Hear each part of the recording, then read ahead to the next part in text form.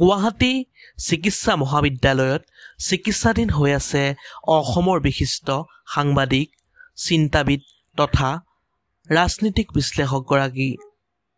চিকিৎসালয়ত খবৰ ল'বলৈ অহা দেখা গ'ল কেশৱ মহন্ত আৰু অগপৰ সন্মানীয় সভাপতি অতুল বৰা ডাঙৰীয়া।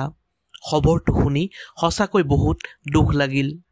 আমাৰ চেনেলৰ তৰফৰ পৰাও ভগৱানক প্ৰাৰ্থনা কৰিছোঁ যে অতি সোনকালে তেওঁ সম্পূৰ্ণৰূপে আৰোগ্য হৈ পৰক। আপোনালোকেও ভগৱানৰ শ্ৰীচৰণত প্ৰাৰ্থনা কৰিব যাতে অসমৰ প্ৰবীণ সাংবাদিক, চিন্তাবিদ তথা ৰাজনীতি বিশ্লেষকগৰাকী সম্পূৰ্ণৰূপে অতি সোনকালেই আৰোগ্য হৈ পৰে।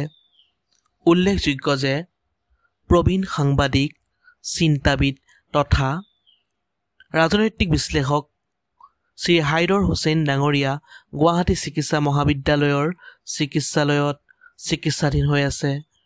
সৰ্বশেষত আমিও আমাৰ চেনেলৰ তৰফৰ পৰা বিশিষ্ট সাংবাদিক, চিন্তাবিদ তথা ৰাজনৈতিক বিশ্লেষক সন্মানীয় শ্ৰী হাইদৰ হুছেইন ডাঙৰীয়া অতি সোনকালেই সুস্থ হৈ পৰক, ভগৱানৰ চৰণত এয়াই প্ৰাৰ্থনা।